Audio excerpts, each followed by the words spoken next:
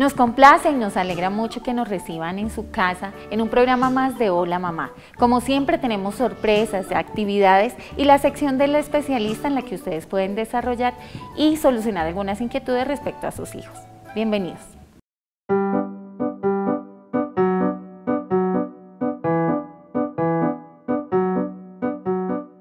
Hola mamitas, mira, el labio paladar hendido es una alteración congénita en la cual no sabemos realmente cuál es a ciencia cierta la causa.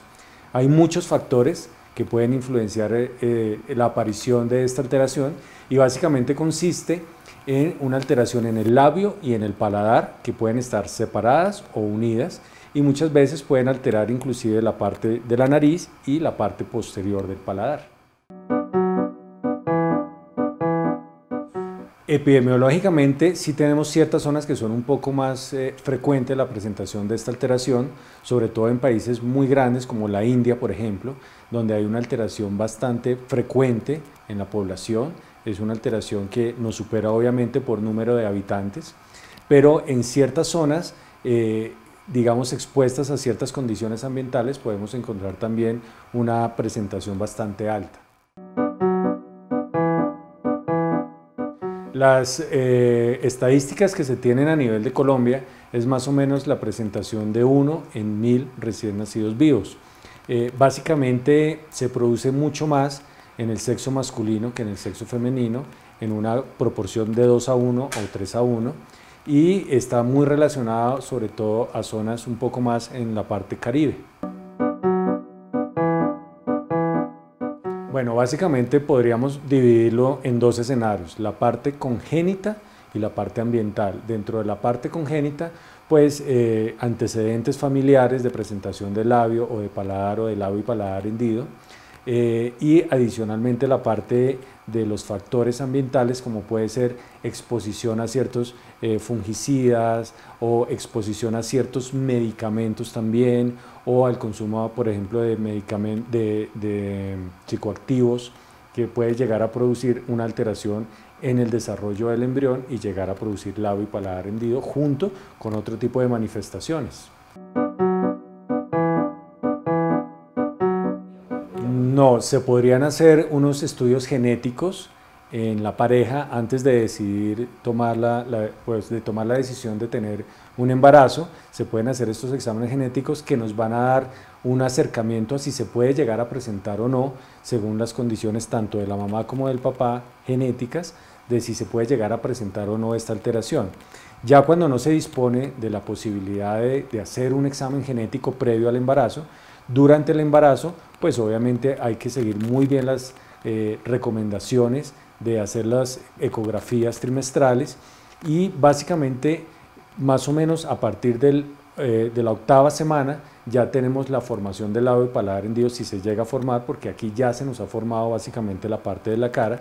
Entonces estas ecografías nos van a servir para detectar si está la presentación o no.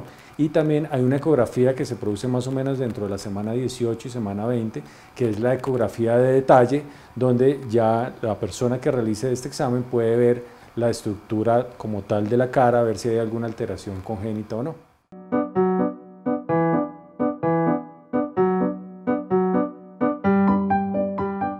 Bueno, se tienen tratamientos a nivel mundial inclusive de cirugía in útero, pero no con muy buenos resultados. Es muy difícil, es muy riesgoso tratar de acceder al útero y hacer una cirugía dentro del útero. Por lo tanto, lo que está en los protocolos actualmente, lo que más se ve es que el niño nace y en el momento en el que nace debe empezar el tratamiento. Este tratamiento no solo es quirúrgico, sino se tiene que iniciar un tratamiento que nosotros llamamos, por ejemplo, un tratamiento ortopédico maxilar, en el cual, dependiendo, digamos, del grado de alteración que se presenta, realizamos unos manejos con unas férulas, con unos dispositivos especiales para evitar que estas hendiduras sean muy amplias y que en el momento de la cirugía, pues obviamente podamos mejorarlo de una manera mucho más fácil. Adicionalmente, pues también se tiene que iniciar el trabajo conjunto o trabajo multidisciplinario en el cual la parte de psicología es muy importante tanto para la familia inicial, que son mamá y papá, como para la familia alrededor que se presenta, porque muchas veces se tiene el sentimiento de culpa cuando este tipo de alteraciones se presentan. Entonces lo que se trata acá es de demostrarle a la familia que no hay culpabilidad en esto y de que es una condición que se puede manejar y se puede llevar muy bien, que si se realiza el tratamiento adecuado, pues el niño puede tener un desarrollo adecuado tanto en su parte de colegio, en su parte emocional, en su parte personal, y que puede llegar a ser una persona muy útil para la sociedad.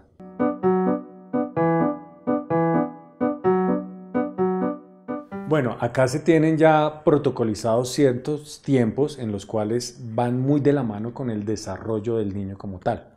Es decir, digamos que el niño inicialmente cuando nace pues no está en las condiciones adecuadas para realizar un tratamiento quirúrgico, pero más o menos entre los 3 y los 6 meses empezamos con el primer procedimiento, que sería el procedimiento del labio. Aquí es donde se corrige básicamente el labio para que el niño pues pueda tener una alimentación mucho mejor y sobre todo para disminuir un poco ese estigma que se tiene socialmente. Entonces, este es el primer acercamiento a un tratamiento exitoso. En el momento en el que los niños salen de su primera cirugía con el labio reparado, pues ya obviamente cambia muchísimo el contexto social, cambia muchísimo la cara del niño, entonces las mamitas se sienten mucho más unidos y los papás también se sienten mucho más unidos al niño y empieza a luchar pues porque el tratamiento sea muy exitoso y se adhieren en sí al tratamiento, porque esto es un tratamiento realmente largo, es un tratamiento que exige mucho tiempo y mucho compromiso por parte de la familia. Más o menos a la edad del año vamos con el siguiente procedimiento, que es el procedimiento del paladar. Se espera más o menos este tiempo porque es el momento en el que el niño va a empezar a producir sus primeras palabras, y ahí es donde empezamos a reparar el paladar. El paladar tiene mucho que ver con la vocalización. Entonces aquí vamos a ayudarle también al cerebro para que, teniendo anatómicamente un paladar adecuado, el cerebro empieza a producir ya unas palabras normales para que no vaya a haber ese estigma que se tiene normalmente con los pacientes. Ahora, más adelante, cuando el niño ya empieza a hablar mucho más, empezamos a ver cómo está la parte del lenguaje. Si la parte del lenguaje, en cuanto a la parte fonética, tiene algún tipo de alteración, se empieza a examinar otra estructura que es la parte del paladar posterior o la faringe, y muchas veces cuando vemos cierto grado de alteración, vemos que una corrección en esta zona podría ayudarnos a mejorar mucho esta parte de la fonética. Entonces ahí iríamos más o menos ya con 3 procedimientos quirúrgicos. Si el niño tiene una alteración, por ejemplo, en la nariz, se espera así un poco más de tiempo, ya inclusive casi 15, 16, 17 años, a que el crecimiento de la nariz haya terminado para hacer este tipo de corrección. A veces, obviamente, operar pacientes pequeños pueden llegar a requerir muchos procedimientos pequeños adicionales, porque como la piel y las estructuras van creciendo, muchas veces las cicatrices pueden llegar a notarse un poquito más y uno va realizando pequeñas correcciones para que la cicatriz sea menos notoria posible.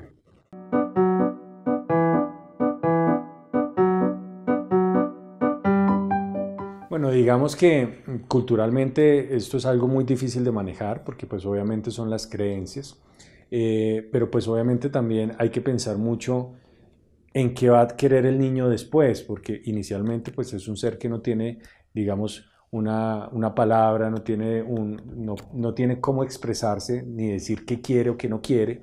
Entonces pues los padres tienen que ser un poco conscientes del desarrollo que va a presentar el niño, de a qué se va a ver enfrentado en la parte de la sociedad.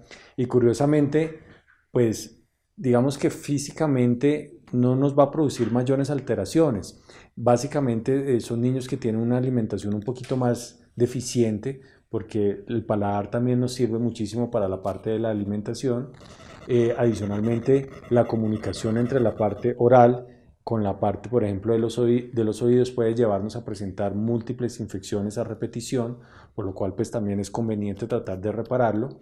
Pero curiosamente, a lo largo de nuestros viajes, en las misiones que hacemos, encontramos gente mayor que nunca han sido tratados, que han desarrollado su vida naturalmente, pero pues siempre quieren ellos tratar de mejorarlo. Es así como, por ejemplo, hemos operado pacientes de 50, 60 años que nunca se habían operado, por ejemplo, del labio, y la vida realmente les cambia. Entonces, pues yo pienso que en el momento en el que el padre piense que la creencia es esa, pues realmente tienen que sentarse muy concienzudamente, hablarlo muy bien, porque realmente el desarrollo del niño es el que está involucrado en este momento.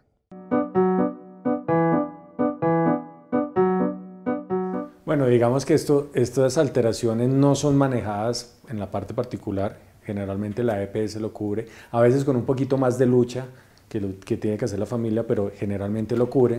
Ahora, existe un grupo multidisciplinario bastante grande donde se involucra pues, el cirujano plástico, el otorrino, donde se involucra un pediatra que tiene que estar muy pendiente de la nutrición del paciente, del desarrollo del paciente.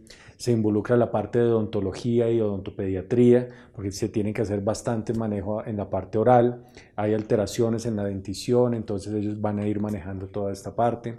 Se involucra también la parte de psicología, de terapia física, terapia del lenguaje. Entonces, como vemos, es un grupo bastante grande el cual interviene en este proceso de un paciente para que tengamos unos resultados bastante adecuados.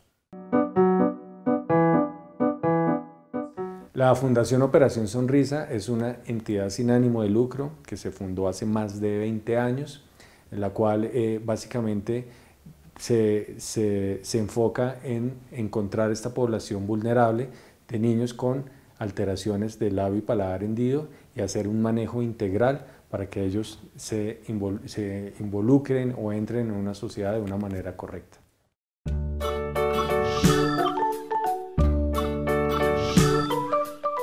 Realmente esta es una experiencia muy bonita. Realmente cuando uno opera un niño de estos y lo ve sonreír posteriormente, se da cuenta que es una sonrisa realmente linda, inocente, y la oportunidad que le estamos brindando a estos niños de crecer sanamente, de involucrarse adecuadamente en una sociedad, de desarrollarse como personas, como profesionales de una manera normal, como cualquier otra persona, es una oportunidad demasiado linda que yo le agradezco siempre mucho a Dios la oportunidad que me dio de darme esta condición para poder manejar este tipo de alteraciones. De verdad es algo muy lindo en lo cual todos podemos colaborar, no solo la parte médica. La Fundación Operación Sonrisa, por ejemplo, maneja bastante voluntariado. El voluntariado es simplemente las personas que quieren apoyarlo de una manera u otra, ya sea con su trabajo, ya sea con una parte económica, de muchas formas podemos llegar acá y poder darles a estos niños esa oportunidad de crecer y desarrollarse sanamente dentro de una sociedad muy normal.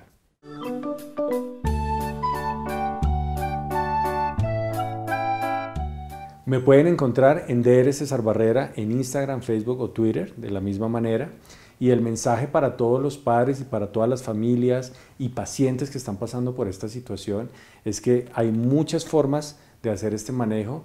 Nunca sientan que son menos que los demás porque todos somos exactamente iguales, simplemente tenemos una condición inclusive que puede llegar a ser mucho más benéfica para muchos que para otros, y siempre piensen en que es algo en lo cual tienen para seguir creciendo, seguir desarrollándose y llegar mucho más lejos que el común denominador de la población.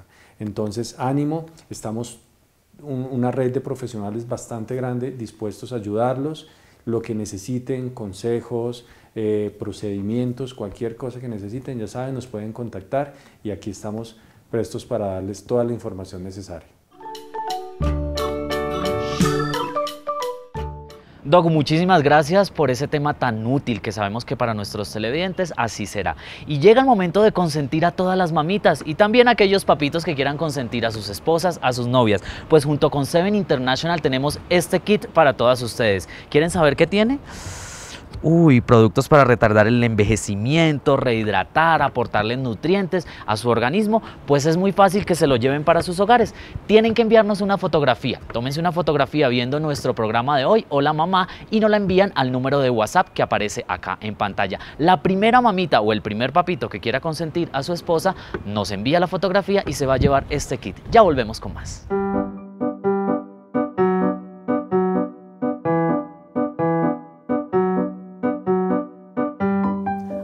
mamá.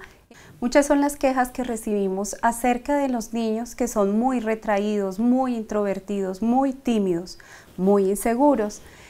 Tenemos que tener un especial discernimiento frente a este tema porque no todos los casos son iguales. Tenemos que observar de dónde ha salido ese retraimiento, si es algo propio dentro de la personalidad o fue algo que se fue construyendo a medida que fue avanzando en edad. Pero una de las causas principales frente a este tema es pues el aprendizaje que han recibido, el modelo, cómo han visto el desarrollo, la evolución dentro de los modelos o los roles que representan en su familia, pero hay algunas otras cosas que realmente son de prestarle muchísima atención porque necesitan una atención psicológica, una atención especializada y son los casos en los que los niños han tenido que vivir algún tipo de maltrato, algún tipo de abuso, ya sea sexual, un abuso psicológico, un abuso en su persona. Y hoy día estamos viendo muchos casos que se reportan desde los mismos colegios, desde las mismas instituciones con el famoso bullying o matoneo. Estos niños suelen empezar a raíz de estas circunstancias que han presentado en su vida, volverse retraídos, volverse muy tímidos, muy introvertidos, muy inseguros frente a su desenvolvimiento tanto en el colegio como en la casa y que de un momento a otro empieza a tener cambios evidentes como el no querer ir al colegio, el no querer ir a las fiestas, el no querer salir al parque, el no querer socializar con otros niños o incluso con otros adultos, es algo que nos debe llamar la atención, es algo frente a lo que nos debemos preguntar qué está pasando y no debemos obviarlo, sino realmente prestarle esa atención temprana, esa atención a tiempo que puede evitar que esto se convierta luego en un problema ya en su personalidad como tal o un problema que la persona después no pueda manejar, sobre todo atravesando la etapa de la preadolescencia y adolescencia.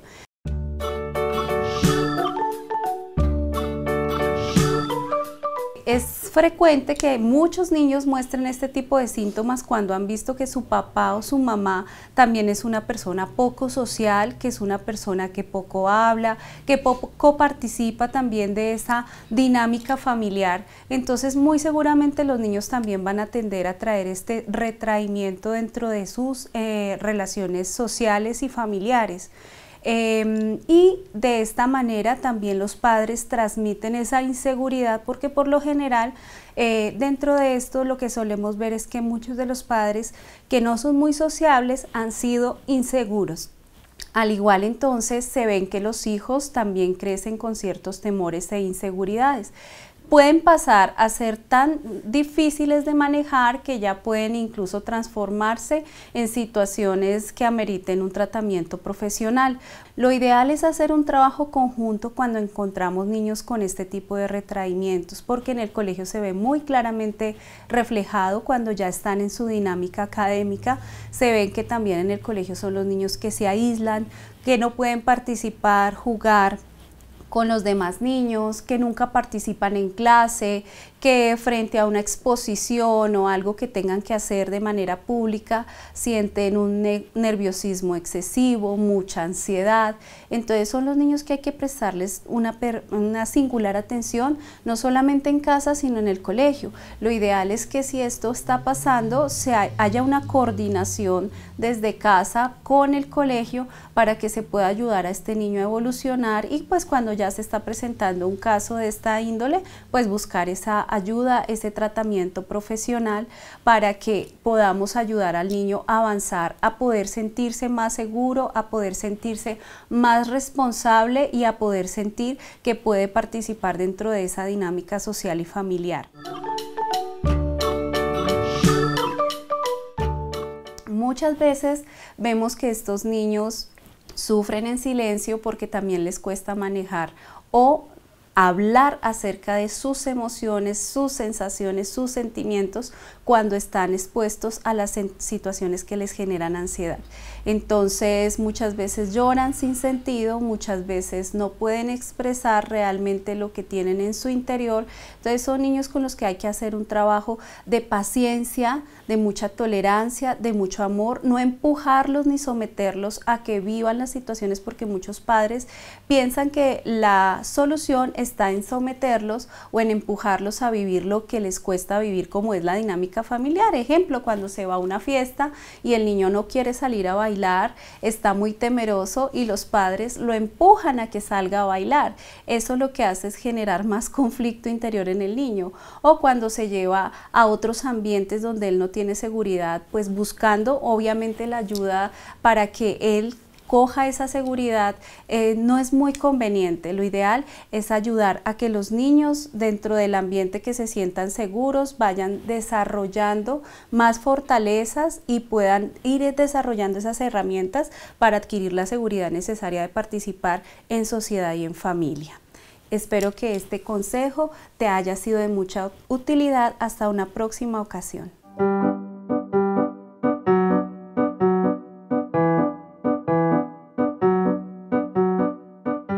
Hola mamitas, y el consejo del día para hoy es que vivan su embarazo felices. Estén muy tranquilas, estén muy animadas.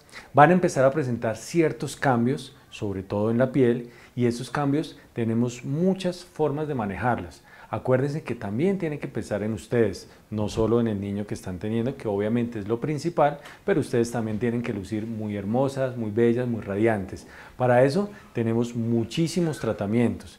Podemos hacer muchas limpiezas de piel. Es importante evitar que por la parte hormonal esos acúmulos de grasa nos van a empezar a producir acné o ciertas espinillitas molestas o punticos negros en la piel. Para eso podemos hacer unas limpiezas frecuentemente. No van a producir ninguna alteración en el embarazo ni en el niño.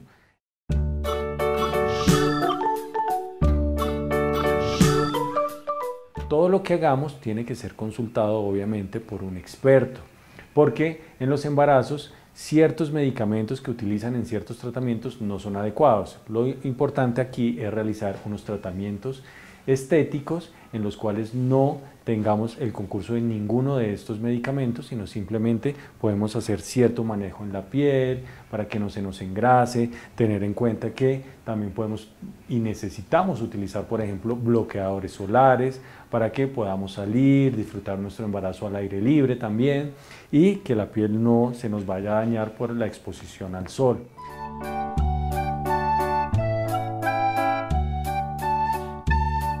Muy importante la nutrición en el embarazo. Ciertos alimentos nos van a producir mucho más acúmulo de grasa y eso se va a ver mucho en la piel. Entonces, acuérdense, hay que alimentarnos adecuadamente, muy bien, pero no es cierto que debamos comer por 2 personas. Simplemente tenemos que comer muy bien, tenemos que hacer ejercicio. El ejercicio también va a hacer que todas esas toxinas que se quedan dentro del organismo salgan por el sudor. Obviamente es un ejercicio muy diferente al ejercicio que hacemos en condiciones de no embarazo. Es un ejercicio que tiene que ser guiado, pero que también va a ayudar a que el embarazo vaya de una manera muy relajada y que tenga un feliz término. Acuérdese, la piel es importante, podemos maquillarnos, tratar de no utilizar tanto maquillaje, pero sí lo podemos hacer para que luzcamos de una manera muy bonita, muy radiante, para que nos enamoremos todos los días de nuestros cuerpos, para que vivamos muy felices y nuestra relación también vaya muy de acorde al embarazo. Las mamás se ven muy bonitas en embarazo, pero si nos cuidamos mucho más, se van a ver mucho más bellas. Acuérdense, la piel es fundamental, hidratémonos bien, comamos bien y realizamos todos estos tipos de tratamientos que nos pueden colaborar. Para mayor información, lo que necesiten, nos pueden contactar por Dr. César Barrera en Instagram, Facebook y Twitter.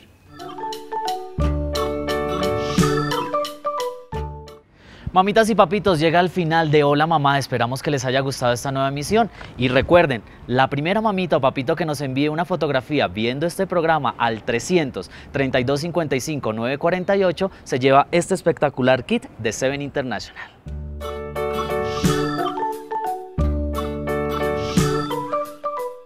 Esperamos que hayan resuelto todas las inquietudes con respecto al tema del día de hoy, de las actividades y los desarrollos que tuvimos para todos sus hijos.